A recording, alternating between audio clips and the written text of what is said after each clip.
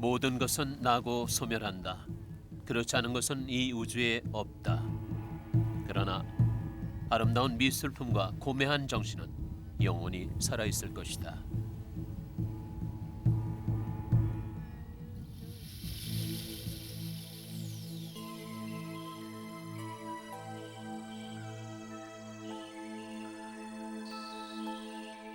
천여 년 전 서라벌의 동쪽 끝 바다 한 바위에 한 걸출한 왕의 뼈가 뿌려졌다. 통일의 과업을 이루고 죽어서도 용이 되어 나라를 지켜주리라던 문무왕. 그에 대한 믿음은 우리 민족의 정신을 결집시켰고 마침내 민족 문화가 완성됐다.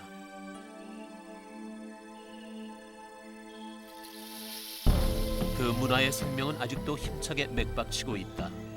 이 조국의 땅에, 민족의 가슴 속에.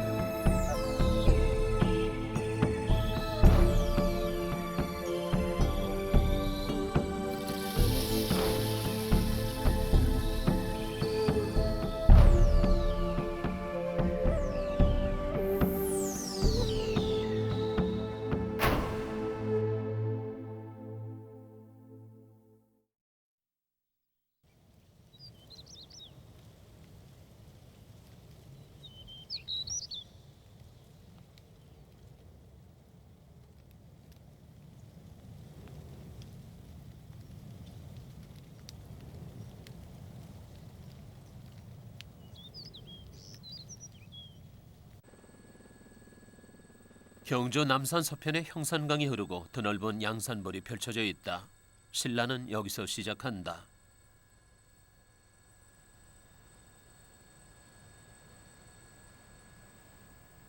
서라벌 중심부에 한 무리의 언덕 같은 무덤들이 신비롭다. 6세기까지의 왕과 왕족들이 잠들어 있다.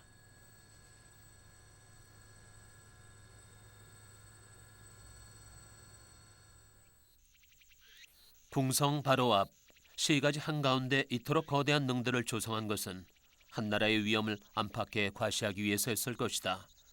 우리 역사상 가장 오랜 천년 왕조를 이끌었던 신라.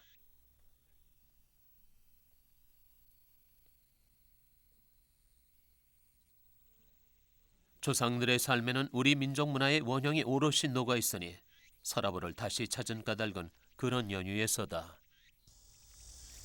이것은 과거 역사 이야기가 아닙니다.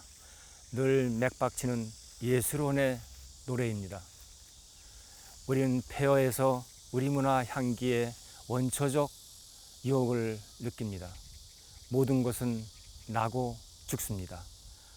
신라 문화도 한 인간의 생애처럼 나고 죽습니다. 그러나 불생불멸, 나는 것도 아니고 없어지는 것도 아닙니다. 무시무종, 처음도 없고 끝도 없습니다.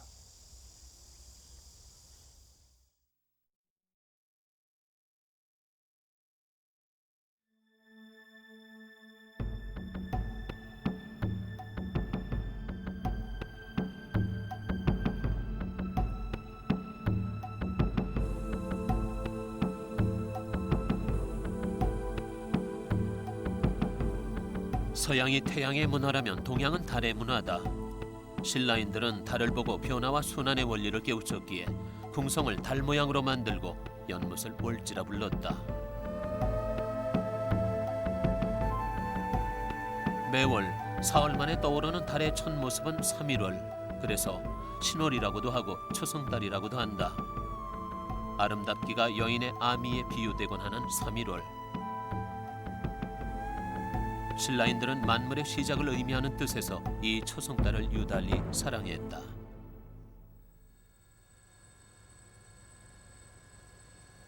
신라 역사의 문을 여는 궁성도 이 초승달 모양으로 다듬어 쌓았다. 새로 시작한다는 의미로 붙여진 이름이 신월성. 전각들은 지금 자취를 찾을 수 없지만 흙과 돌을 섞어가며 쌓아올린 초승달 모양의 궁성터는 처음 모습과 다름없다.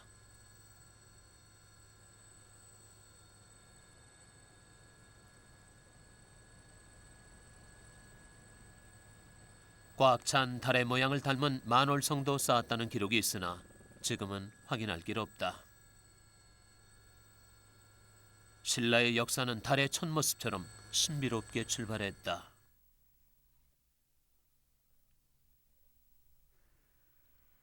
남쪽은 굽이치는 남천을 끼고 들어 천혜의 방어선을 삼았고 북쪽은 남쪽의 둥근 곡선을 따라 물줄기를 만들어 방어선을 구축했다.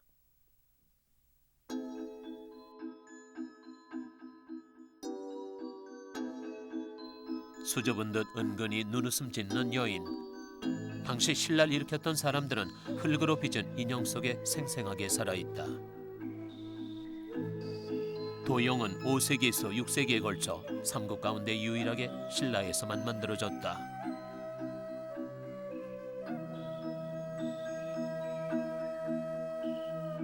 손가락 크기만한 조그만 인형들이지만 삶의 여러 모습들을 즉흥적이고 익살스럽게 나타냈다. 행복한 현실 생활이 저 세상까지 이어지기를 염원했던 우리 민족의 낙천적 삶의 원형을 엿볼 수 있다.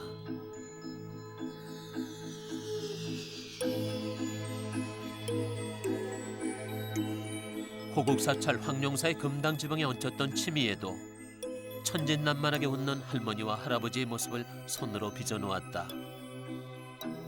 구슬무늬 한가운데 자그맣게 진흙덩이를 붙이고 두 눈과 입만을 즉흥적으로 그려놓은 얼굴들은 티없이 해맑고 명랑하다. 익살과 생명력은 우리나라 미술 저변에 흐르는 일관된 특성, 그 원형을 확립한 신라의 문화. 그것은 인간의 생애처럼 탄생하고 소년기, 청년기, 장년기를 거쳐 노년기를 맞이하고 소멸한다.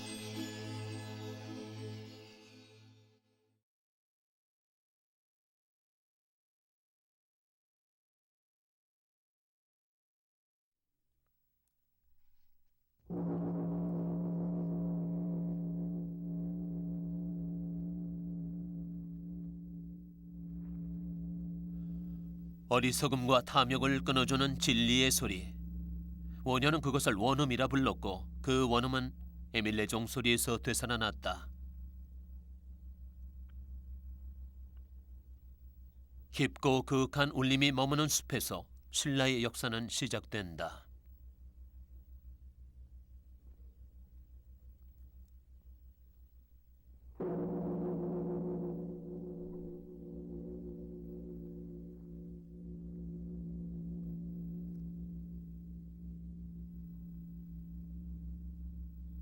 눈부신 아침 햇살. 태초에 하늘에서 번갯빛 기운이 운물가를 비췄다.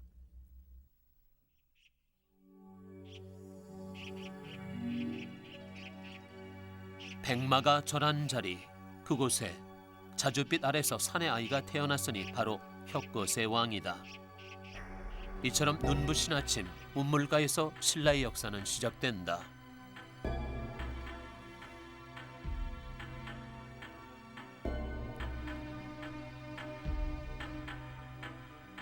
어찌하여 천년왕국은 운물가에서 잉태됐을까? 운물은 대제 온파로스, 배꼽이다. 바다와 땅과 하늘을 연결하는 통로, 세계의 중심. 운물에는 생명을 잇게끔 하는 원초적 물이 항상 샘솟는 까닭이다.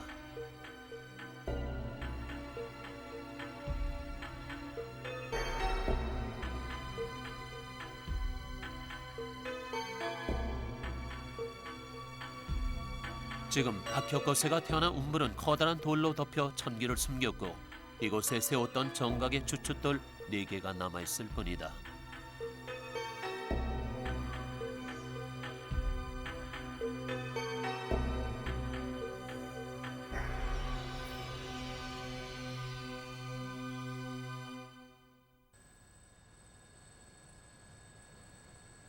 나정 앞쪽 소나무 숲이 오릉이다.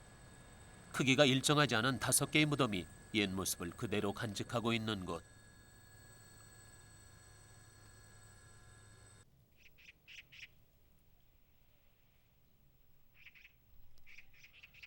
아마도 가장 큰 것이 박혁거세의 능이고 나머지는 박혁거세와 관련된 능일 것이지만 확실히 밝혀진 바는 없다. 2000년 동안 바람에 쓸리고 비가 잦아들면서 만들어낸 자연의 손길.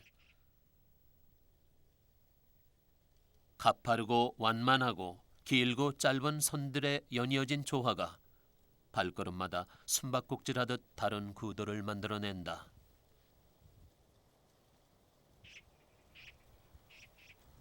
오릉은 여름보다 겨울철 아침 무렵이 아름답다. 푸른 솔잎과 누런 봉분이 색의 대비를 이루는 모습은 찾는 이를 매혹시킨다.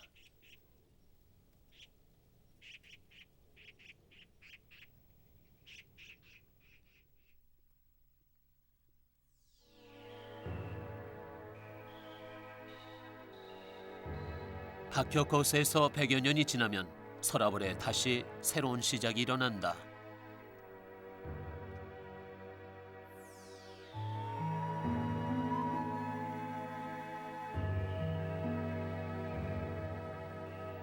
신월성 서쪽 숲 나뭇가지에 빛나는 금괴가 걸리고 흰 닭이 나무 밑에서 울고 있었다. 괴짝에서 어린 아이가 나왔으니 그가 기말지다.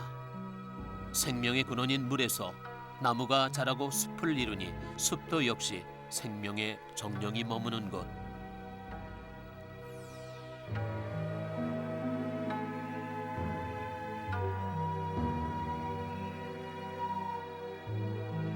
우람한 몸통을 비틀고 아름드리 고목들이 하늘로 뻗쳐 있다. 가슴은 헤집어져 텅 비어 있건만 그러나 봄이 오면 이 죽음에서 생명이 핀다.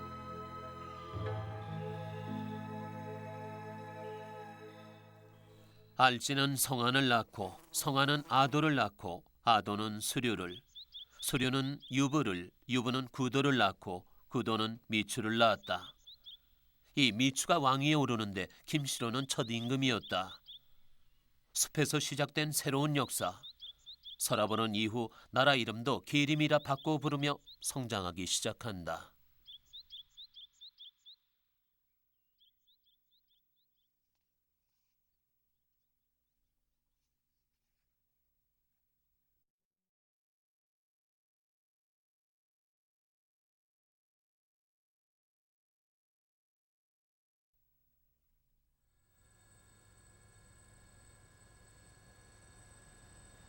경주 남산은 서라벌 분지 깊숙이 들어와 자락을 펼치고 있어서 사람들은 이 남산을 시내처럼 들락거렸을 것이다. 그리하여 자연히 서민들의 신앙이 배어있는 남다른 조각들이 일찍부터 나타나기 시작했다.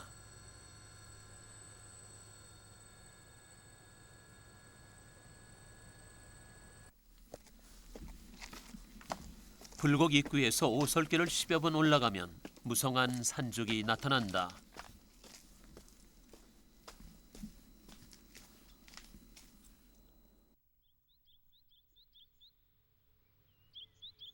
그 안쪽에 조그만 암석 하나가 자리 잡고 있다. 산에서 흔히 보는 평범한 바위돌이지만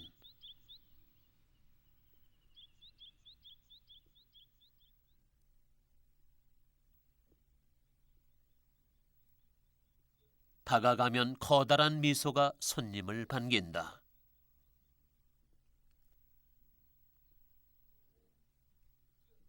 바위를 파고들어 다소곳이 들어앉은 불상이다.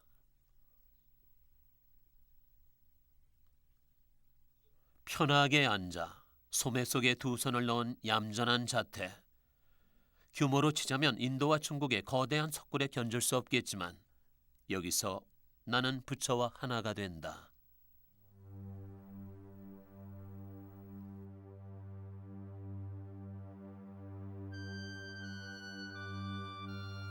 떠오르는 태양빛이 그림자를 걷어낼 때마다 명상하는 부처님은 소녀의 모습 같기도 하고 넉넉한 아주머니 같기도 하다.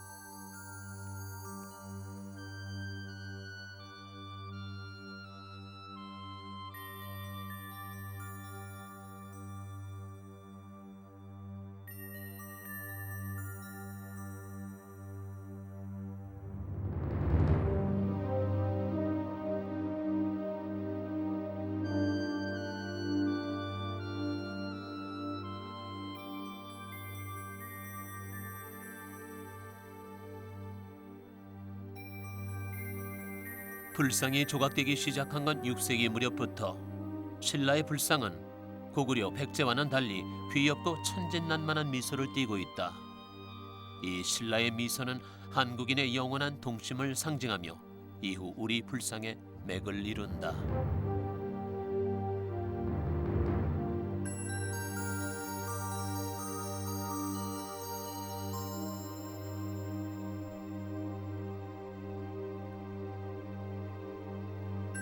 신라 문화는 불교를 수용하면서 폭이 넓어지고 깊이가 더해갔다.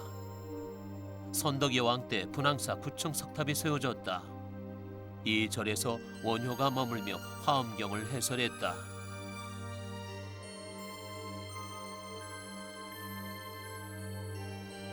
탑신부의 출입문에 조각된 금강역사. 작은 키에 통통한 몸통과 팔, 다리, 주먹을 불끈 쥔 모습이 조금도 무섭지 않다.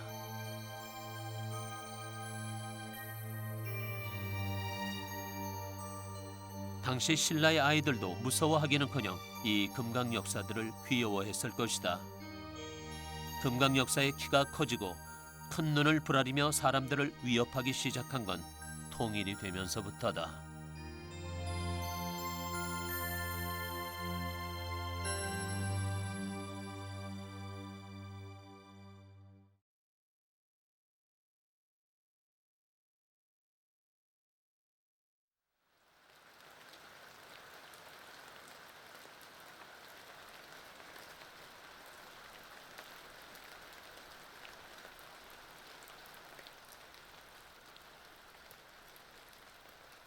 서라벌의 여름은 적막하다.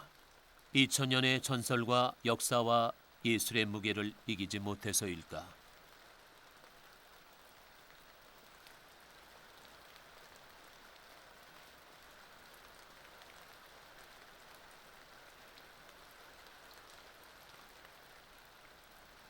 신라는 통일의 위협을 이룩하며 건장한 청년기를 맞는다.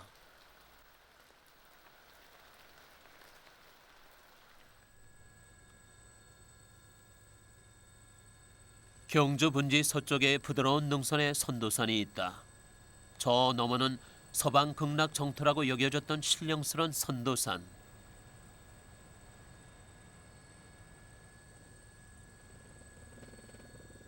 정상에는 큰 안산한 바위가 솟았고 그 바위에 7m나 되는 거대한 아미타 열애가 조각돼 있다. 서라벌 전체를 내려다보는 자리에 모든 중생을 구원하려는 마음을 담았을 것이다. 가운데 본전불은 경주 주변의 석불로는 가장 크다. 양쪽에는 화강암으로 관음세지 보살을 조각하여 별도로 세웠다.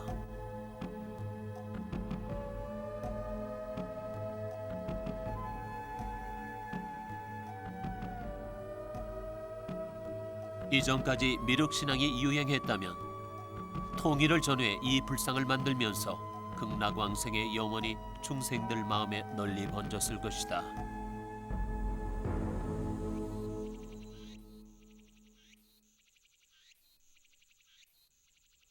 삼국을 통일한 신라는 신라마저 정벌하려는 당나라 군대와 10년 전쟁을 치른다.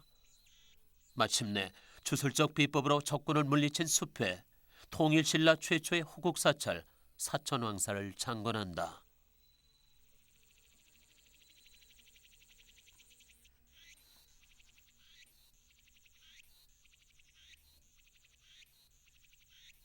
지금은 폐허가 되어 초석들만 남아있다.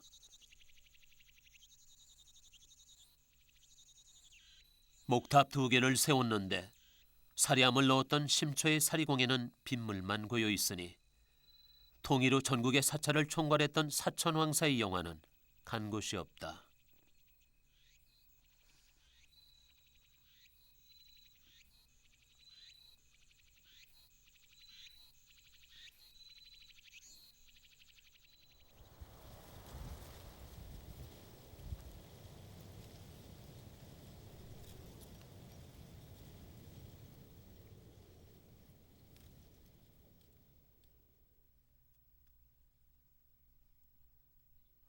절터 앞쪽엔 머리 없는 귀부가 있다.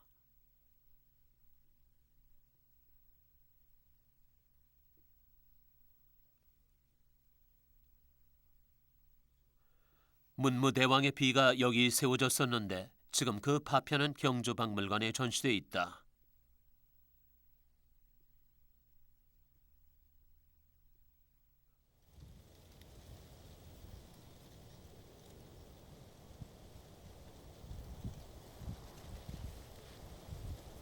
절터에 세워졌던 두 개의 목탑에 강력한 신라의 기백이 투영돼 있었으니 그 탑 주변에서 발견된 조각을 보면 알 수 있다.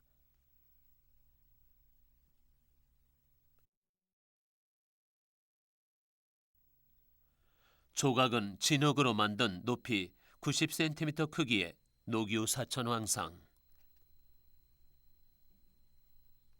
사천왕이 두 마리의 악귀를 끌어안치고 그 등에 앉은 모습이 당당하다.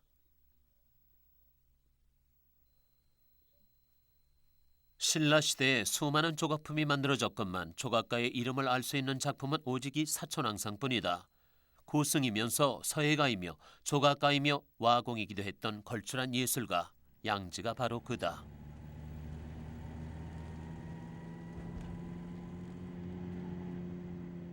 제작을 한 다음에 진흙을 만들어서 틀을 석고로 떠가지고 그 다음에 그리고 이제 그 석고 틀에서 1차 수정을 이제 한 다음에 해가지고 다시 실리콘으로 그 틀을 반대에서 뜨고 뜬 게 이거 아니에요, 그러니까. 아니요.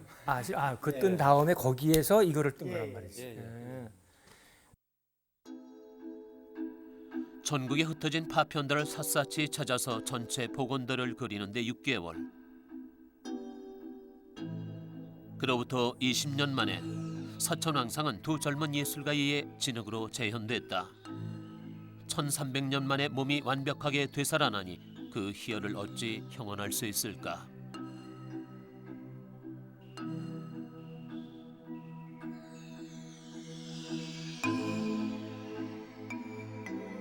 원래 사천왕상은 동서남북 사방에 머물면서 불법을 지키는 수호신이다.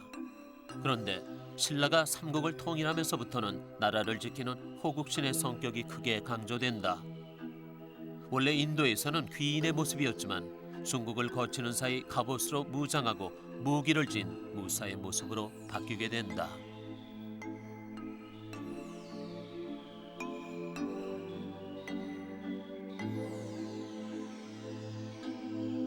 통일신라가 되면은 그 중국적인 요소보다는 그 중앙아시아적인 요소가 서방적인 요소가 굉장히 강하게 나타나죠. 그러니까 새로운 어떤 그 시대의 미술 양식을 아주 그 이전과 다른 그 이전과 어떤 그 획을 그어주는 그런 그 작품이라고 할 수가 있죠.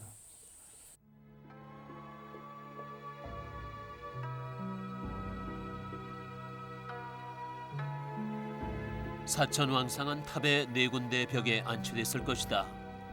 탑 중앙에 봉안된 부처의 사리를 지키고 나라를 수호하는 기원이 담긴 이 조각 양식은 이후 석탑에 사천왕상을 새긴 수많은 작품들의 원형이 된다.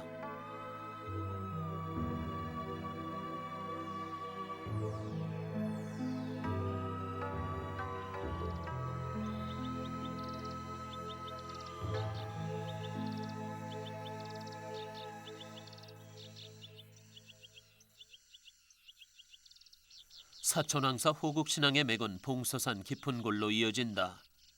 김유신을 비롯한 화랑과 승려들은 원원사를 건립하여 2개의 석탑을 세웠는데 1층 몸돌에 도드라지게 조각된 것이 또 사천왕상이다.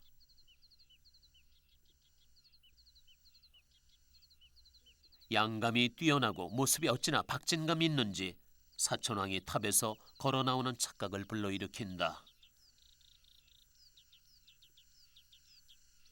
그 아래쪽 기단에는 각 면마다 3구씩 평복 차림의 12지 신상이 배치됐다.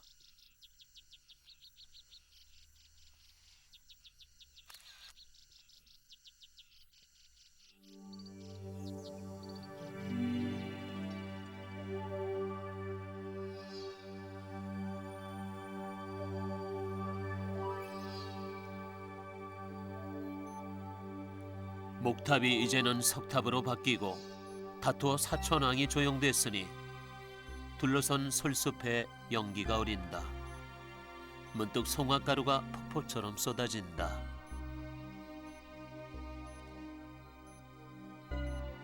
이렇듯 불심으로 무장한 화랑들에 의해 삼국을 통일한 신라는 오랫동안 젊은 혈기로 가득 찬다.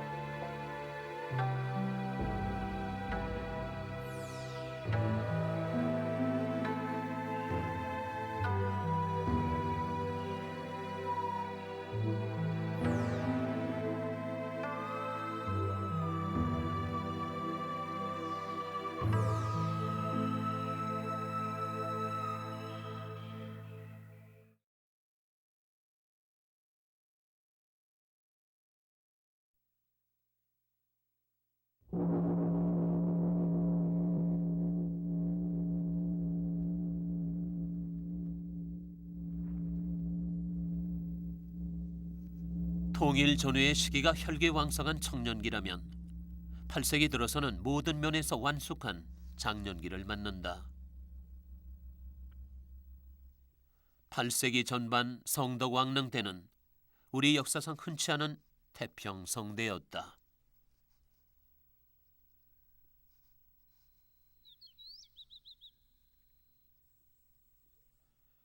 미물들이 생명을 불태우는 여름숲 한가운데 성덕왕릉이 자리하고 있다.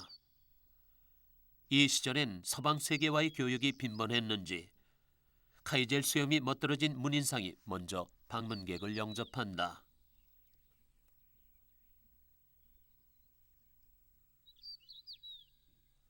왕릉은 봉분을 호석으로 둘러싸고 그 바깥은 회랑과 난간까지 이중으로 뚫러 매우 안정돼 보인다.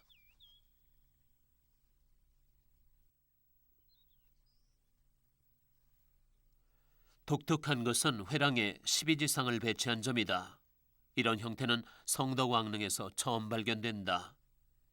아마도 왕권의 위용을 최대한 과시하려는 의도가 아니었을까.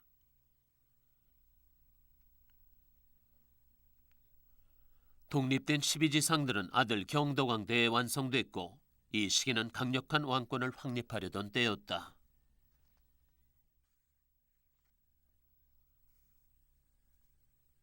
그래서인가 몸을 당당하게 젖히고 시선을 멀리 두고 있는 자세가 몹시 도전적이다.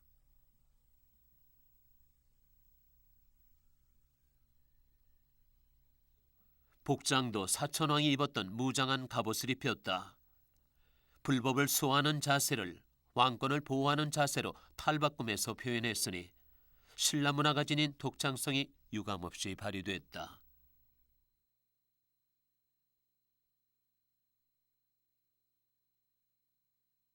갑옷인데 여기 지금 용 두 마리가 마주 보고 있습니다. 여기 지금 코가 있고 여기 눈이 있고 여기 용 두 마리가 마주 보고 있고 요 사이에 보주 같은 것이 동그란 게 있습니다. 그다음에 양 어깨도 지금 이 코입니다마는 이것이 그 용 머리가 됩니다. 그다음에 이 양쪽 팔이 내려와서 오른팔은 지금 이 칼자루를 쥐고 있고 왼손은 이런 동그란 모양을 쥐고 있는데 아마 이것이 그 여의 보주가 아닌가 그런 생각이 듭니다. 이렇게 그 성덕왕릉의 12지상은 아주 그 당당한 자세로 이러한 그 화려한 그 갑옷을 입고 있는 것이 다른 나라에 없는 신라 독특한 그 도상이라고 할 수 있습니다.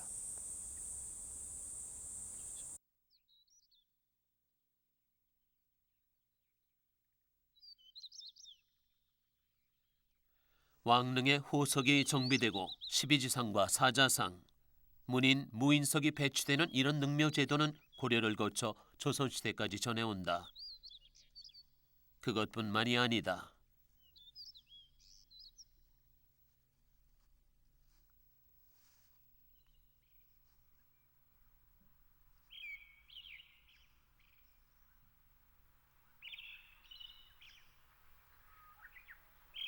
우리 미술사의 찬란한 기념비적 작품들이 이 무렵 만개한다. 그 으뜸은 단연 석굴암이다.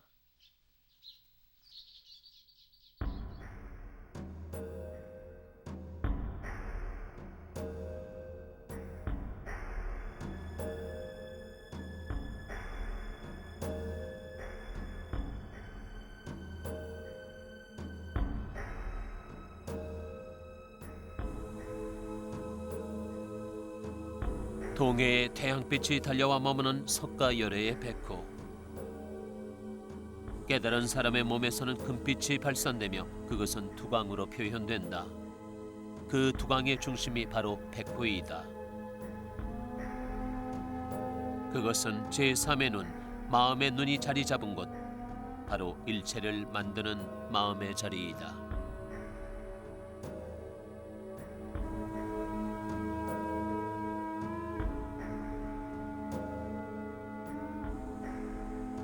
석가모니가 깨달음을 얻은 정각의 순간을 나타낸 분존상은 대절을 합하여 5m가 되는 위용으로 우리를 압도한다.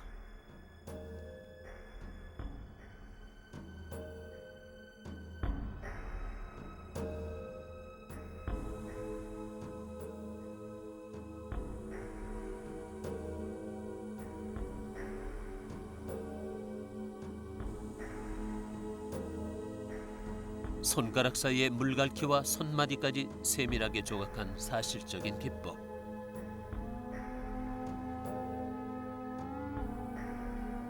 금방이라도 깨어나서 품에 안을 듯 생생하다. 이 정각의 순간, 모든 중생은 부처가 되고 속세는 정토가 된다. 절대적인 경지인 정각상은 석굴암을 기점으로 우리나라 불교 조각의 주류를 이룬다. 이 손은 정말 올라 보시면은 우람하고 정말 큽니다. 그래서 이 두 손이 어떤 그 온 세계를 감싸고 온 중생을 구제하려는 그러한 염원이 담겨져 있습니다. 그리고 특히 오른손은 이렇게 그 손가락에 5개의 그 손가락의 그 표정이 아주 미묘하게 그 표현됐습니다. 그래서 둘째 손가락이 앞으로 튀어나와서 그 땅을 가리키고 있는 촉지인의 모습인데, 세계에 손이 많지만은 이렇게 그 미묘한 그 손가락의 표정을 살려서 이렇게 그 생동감 있게 표현한 것은 석굴암 본전이 유일하다고 하겠습니다.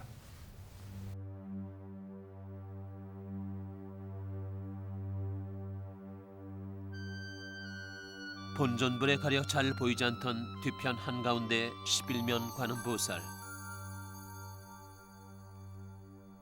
다른 부조들보다 훨씬 입체적이고 화려하다.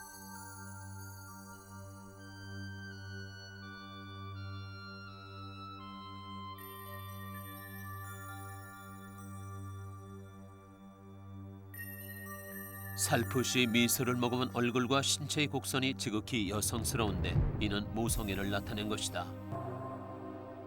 바로 앞에 뒤돌아 앉아있는 석가모니, 그의 중생을 사랑하는 자비로운 마음을 형성화시킨 것이 바로 이 관음보살인 것이다.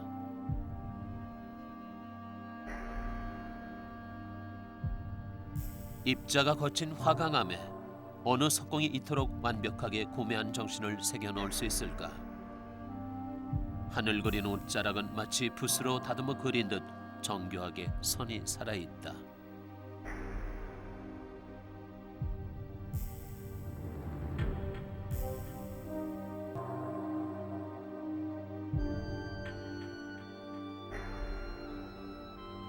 본전불이 있는 주실의 둥근 벽면엔 10대 제자상을 배치했다. 부처님 설법을 듣기 위해 모여든 광경을 그렸는데 고뇌와 희열이 고스란히 배어있는 나이든 구도자들의 모습이 더없이 인간적이다. 저 인도로부터 중앙아시아를 거쳐 중국으로 다시 한반도로 면면이 이어온 석굴사원은 신라에서 마침내 완결됐다. 어느 민족에 의해서도 시도돼 본 적이 없는 새로운 진리의 세계다.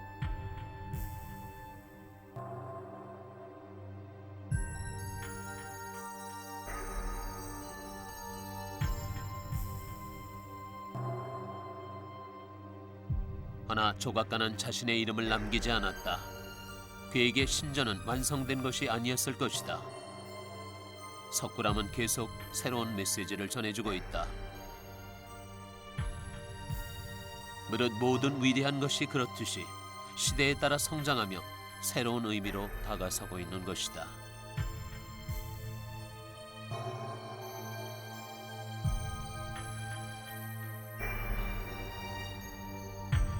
그대는 듣지 않는가 이 침묵의 소리를. 진실로 아름다운 것은 생명이니 세월이 흐를수록 늘 새롭게 탄생된다. 그것은 영혼조차 넘어선다.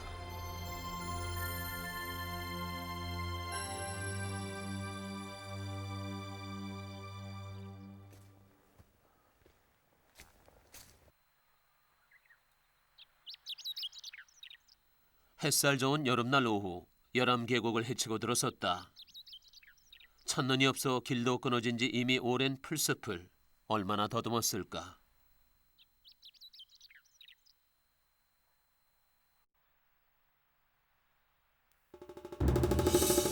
허리가 잘려나간 불상의 잔해들이다.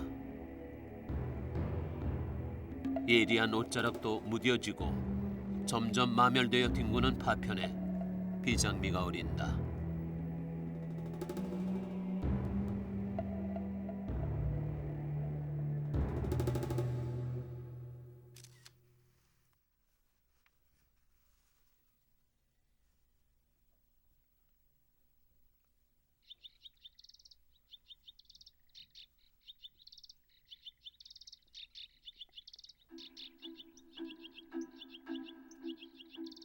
그러나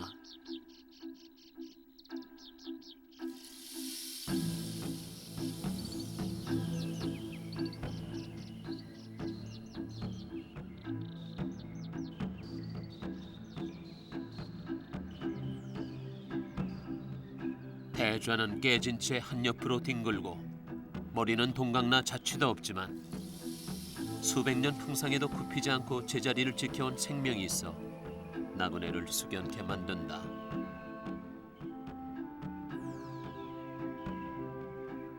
그 옆에 호젓이 앉았노라면 천년의 숨결이 전해져 오는 듯 싶은데 가슴은 터질 듯이 풍만하고 얇은 가사에 비치는 살결은 팽팽하고 부드러워 생명력이 충만한 섣불. 역시 항마 축제인 자세다. 그런데 이 불상은 그 당당한 자세가 오히려 석굴암 본존을 더 능가하지 않는가. 이 불상이 보여주는 정말 볼륨감 있는 이런 가슴은 오히려 석굴암 본전보다 더 강하고 본전의 가슴은 오히려 이것과 비교해 보면은 더 평평한 느낌이 들 정도로 이 불상은 아주 양감이 우리를 압도하고 있습니다. 말하자면 깨달은 자의 어떤 생명력이 아주 아주 충만해 있는 그러한 모습을 우리한테 보여주고 있습니다. 석굴암 본전을 다듬었던 그 석공의 손길이 머물렀던 것일까? 영원하지 않은 삶이 덧없는 것만은 아닌가 보다.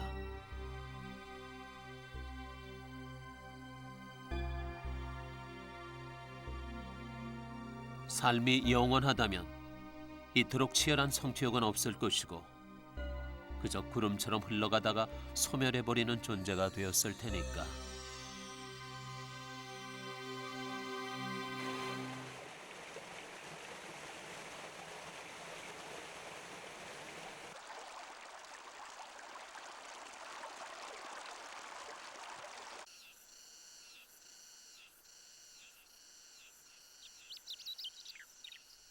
모든 생명 있는 것은 죽는다. 그러나 죽어 아주 사라지는 것이 아니다. 아련하게 솟아있는 탑, 바로 저곳에 정토가 있거늘. 더 이상 올라가지 않아도 된다. 다만 아련한 그리움을 가슴에 품고 살아도 좋지 않은가.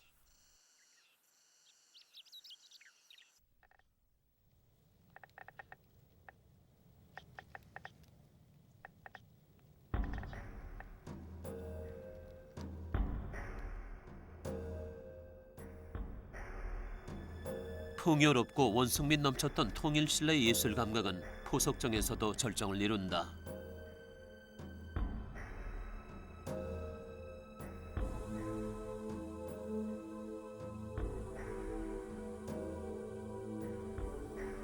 흐르는 물에 술잔을 띄우고 시를 읊었던 신라인들. 물길은 여성을 상징하는 전복 모양의 포석을 따라 흐른다. 완만히 곡선을 짓다가 또 급격히 방향을 틀어 굽이굽이 흐르고 처음으로 되돌아간다. 절묘한 곡선의 변화다. 군데군데 물길이 맴도는 자리를 만들어 흐르는 술잔을 머물게 했다.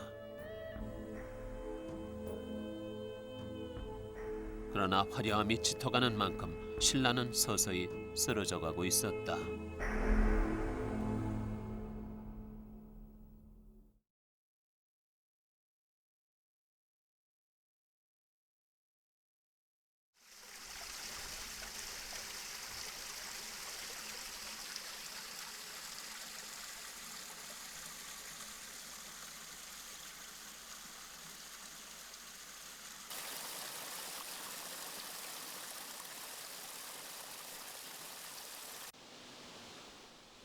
무력으로 왕의 쟁탈전이 벌어지면서 신라는 노년기로 접어든다. 탑이 쓰러져 있는 황룡골은 겨울 바람 속에 만날 때 감흥이 새롭다. 처음 쓰러졌을 때의 모습 그대로를 보여주는 황룡골의 탑의 풍경은 비장하다.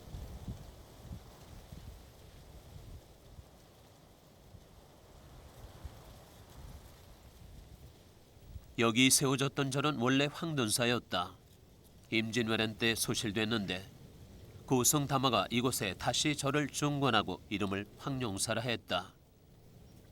삼국시대 호국 사찰인 황룡사의 이름을 되살렸으니 참으로 드높은 기계가 아니던가.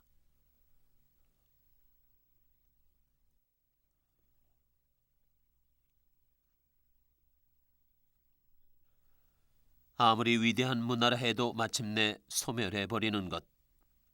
허나 그 폐허에서도 생명의 싹은 튼다. 천년의 풍상을 버텨왔을 고목은 아직도 단단히 대지의 젖줄을 움켜쥐고 있다. 폐허에서 오히려 더 강력한 창조의 의지가 꿈틀거린다.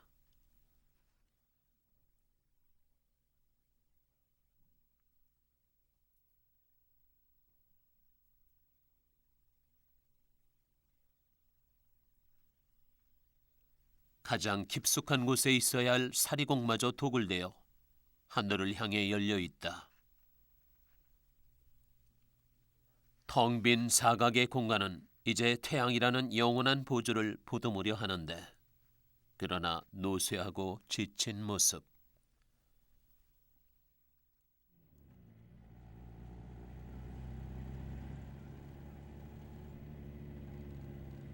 산정에 오르기는 힘들어도 내려올 때는 쉽게 떠밀리듯이 급속히 쇠잔해가는 한나라의 모습은 마지막 왕 경순왕릉에 고스란히 투영돼 있다. 호석 없는 평범한 능. 모든 신라 왕들은 서라벌에서 고히 잠들고 있는데 경순왕은 홀로 멀리 임진강 건너 산자락에 몸을 뉘었다.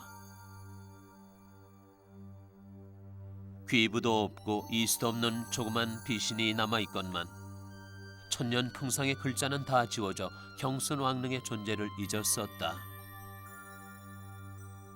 조선 영조 때 이르렀어야 왕릉이 확인되어 표지석을 세웠는데 한국 전란에 6발의 탄흔을 남겼으니 더욱 비운이 감돈다.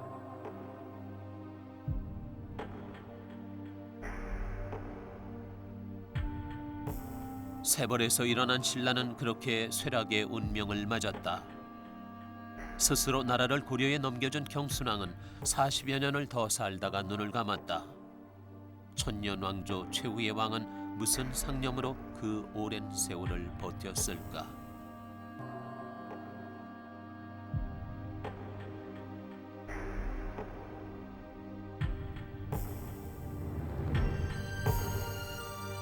맞은편 임진강 너머는 바로 북한 땅.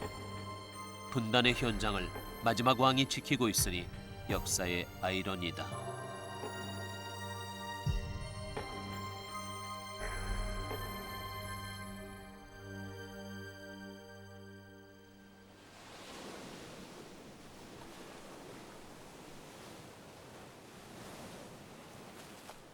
천년의 예술을 꽃피우고 잠들어 버린 지 또 천여 년. 신라는 우리 민족 문화의 숨결을 간직한 고향이다. 그 생명은 지금도 그리고 영원히 자라게 될 것이다.